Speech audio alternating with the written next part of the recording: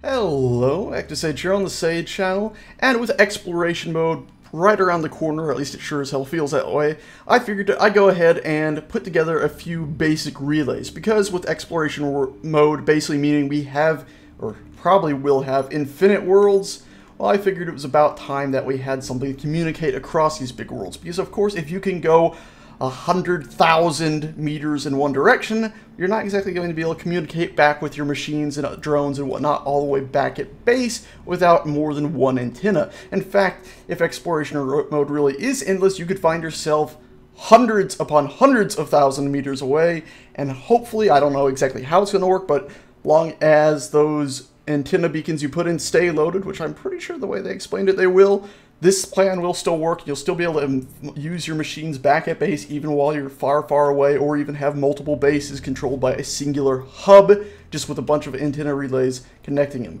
Anyway, these are a bunch of basic relays. I'll actually go through them basically in the way I built them as fiddling about. I actually originally built this world just to improve my Stinger drone there, but as I was fiddling with it, I of course needed a way to communicate through, and I said, hey, well, exploration mode's coming up, let's think of something that's really simple, and you're not going to have to refuel these antennas far out there in the middle of nowhere, so solar panels, of course, are the obvious option. And I came up with this very, very basic design here, which is actually appalling, because you can't actually put a control panel in here. If I was to actually go ahead and select the control panel, you can see there's absolutely nowhere along the sides of this little basic design that you can actually install a control panel onto it. So it actually is permanently stuck as just neutral. Now if you built it in, of course, in survival mode, it would be stuck to be yours, but of course then you couldn't share it with your faction or anybody else, so slightly unfortunate there.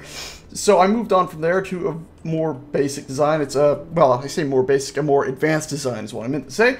And you can see I had just enough room here to stick a control panel in here, so we can press K, and you can see we have our antenna here. And you can see that the reason I have 3 solar panels is because if you up the broadcasting radius of an antenna all the way up to its max, which is 50,000 meters now, it's going to use up 200 kilowatts. So you're going to need at least 3 solar panels unless they're more perfectly aimed, because if we were to go in here, you can see that each solar panel, when they're not exactly at the sun, when they're at 3 out of 4 dots, they can produce a maximum of 74 kilowatts each. So you're going to need 3 of them to get the max amount, the 200 kilowatts you're going to need to power that antenna at full. Now I moved on from that design actually up here. You can see I decided, well, what happens if, let's say, you're flying by in a big ship and you block out the solar panels, or, you know, somebody else comes flying by and they accidentally block them out for a little bit. Well, that would be pretty bad. You could shut down your entire system like that if you're not cautious. So that's why I stuck a power supply in here. But that actually turned out to be pretty bad, because if we were to go in here and this fairly basic design, you can see it's saying it's going to take 2 to actually 3 days now that I've blocked it partially to fully charge this. And of course this is on semi-auto, when there's no like just charge and only use if there's something else. Actually, that might actually be how it works. It'll only pull from this if there's no solar panels around, but still at the same time, that's a huge amount of time to charge these up, so I'm not too keen on that. If that works exactly like a reactor and only pulls energy when there's no solar panels present, then maybe it would still work, but at the same time, a little iffy on that. But then we come up here and I decide to stick a reactor in there, and you see it's not pulling anything from the reactor because it has these solar panels. But you can, of course, have a reactor and then stick some uranium in it, and it'll only pull from it then when the solar panels are blocked. And that's the final one I went with. If the battery here does actually work like the reactor and it only pulls energy from it when there's no solar panels present, then semi-auto really works pretty well. At the same time, I'm not really sure if it does or not, so a bit iffy on that. It takes a long time to charge those things up for testing like that. So I'm just, for the time being, all my designs are just going to be using a reactor from here on, pretty much. Oh, by the way, this design actually should have been in between those two there, or actually between that one and those up there, because this was just an earlier design I had that I like the aesthetic of, following the solar panels at sort of an upside-down L shape, or whatever you would call that, almost like an F shape. And then I put almost what looks like a J there, actually. Funny.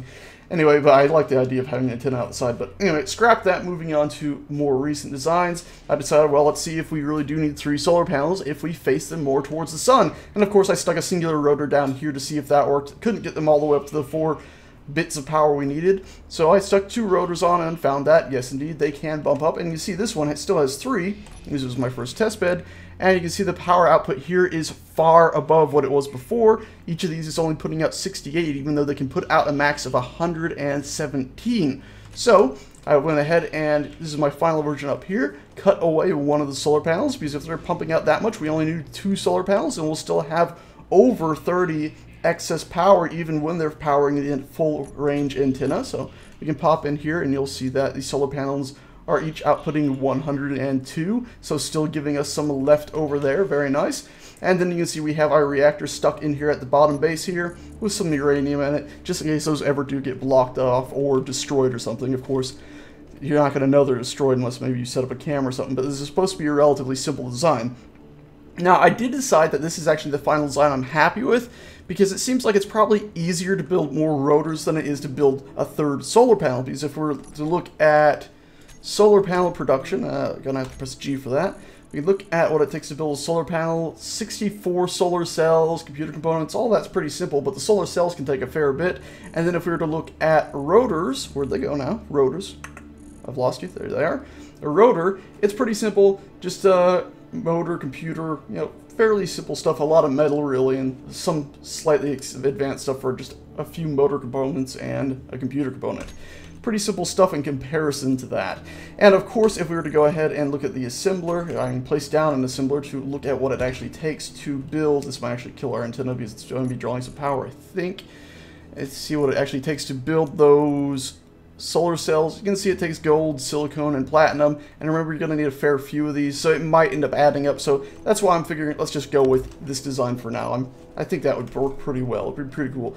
I'm hoping that in the future I can end up just building a big ship, flying out there, and just start building these out into an endless advanced world. It would be pretty cool. Anyway, to demonstrate these things, I have already put out quite a few out there. You can see they're just a clump of numbers dead ahead. I can actually do it F8, and then we can see now we're at the far end, far away from all of that stuff. Way back, just where we were, way back there is where we actually are. This is the farthest one, and you can see it's 197,000 meters away from us, and I have another Stinger drone here. So what I can do is go ahead and delete this Stinger drone, that way we're not getting confused between the two of them. I'm going to do a K, and because my character's broadcasting radius is within 200 of that thing, the antenna right here in front of us, we're able to see it because it broadcasts out to 50,000, and it's able to see us because we broadcast out to 200,000. So it'll receive our signal when we try to contact anything. And so we're going to go down here. These are all the different platforms and stuff. And select our Stinger drone. That's the one far away, and tell it to control. And now we're actually in control of that drone 1,000,000,001 miles away. It's pretty damn impressive. Now, of course, this is a small issue if you try to fly this drone all the way back to base, because the drone, it has a broadcast radius, if we were to look at its antenna, of only 5,000. So if this drone was to fly 5,000 meters away from this antenna here, which will actually take a little bit of time, but it'll eventually lose connection to it, because it's only able to broadcast out to 5,000. So it'll vanish, basically. I won't even be able to see it in the night sky anymore once it reaches that 5,000 mark, even though that antenna we're looking at could still broadcast a signal out to it, because it can't broadcast far enough back, you'd lose it. So if you wanted a path you could fly a drone all the way along, you would need to make sure your antennas were within 5,000 meters of one another. Probably a little bit less, that way you don't have any little gap. Well, yeah, within 5,000 meters of one another, which would be a pretty damn tight setup of antennas to have laying about. But still, 5,000 is pretty far away. As you can see, we've been going at max speed. I've turned off my inertial dampers, floating backwards. It still took us quite some time to get to that 5,000 meter mark, and there we go. Once again, we were disconnected from that. Pretty damn cool stuff. I really love these antennas. They're 50,000 meters apart from each other, give or take a little bit. If you're actually putting them in there, it's pretty simple because you can actually do the paste in if you're doing it in creative. And as you fly out, you'll notice that once you reach that distance, oh, I can see the Stinger drone again.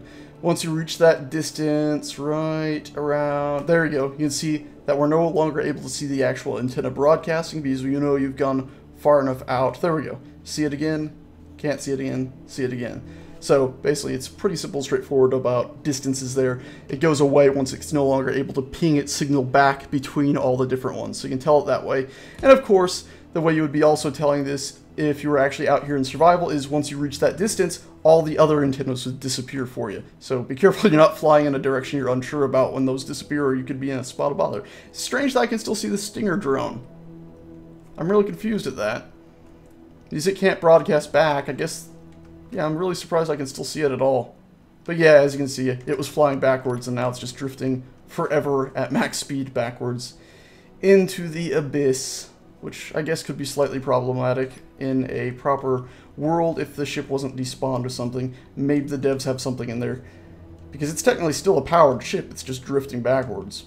I don't know. Anyway, that's it, guys. I hope this was entertaining to watch and informative. I thought it was pretty cool. I'll probably be putting my little tiny platform up on the workshop if you'd like to go ahead and do it. Actually, I'll go ahead and do it right now. Antenna relay. Let's just do a details. Publish. Yeah, there we go. Publish. Yes, please publish. And you know what? We'll even do an exploration thing because who knows? It could end up being useful. And I might upload a few more things with a similar style. Not quite sure as of yet, but I think it could be useful for people. And there we go. It's uploading. It's uploading. It's uploading. And there you go. Some of you might already have it. Who knows? Oh, one last thing I almost forgot to mention. Now it's up on the workshop. You'll probably already know this, but if you've downloaded, that is, subscribed. I also have a chair on here. It's sort of psychotic to imagine that someone would actually drift 50,000 meters between the two of these without their power dying, but if somehow you manage to do it, I do have a power seat on these. That way, if you're in a spot of bother, you can sit down and recharge. Anyway, guys, that's it. Thanks a bunch for watching. Hope you like these things. If you go ahead and grab them, feel free to use them everywhere. I like them a lot. I'm pretty happy with them, and if the battery does work like a reactor, then I might as well just always replace those reactors with them and maybe hook up a large ship to them in some way just to charge up the battery first. Who knows? Anyway, that's it though. Thanks a bunch for watching. Hope you like these, and I shall see you guys next time.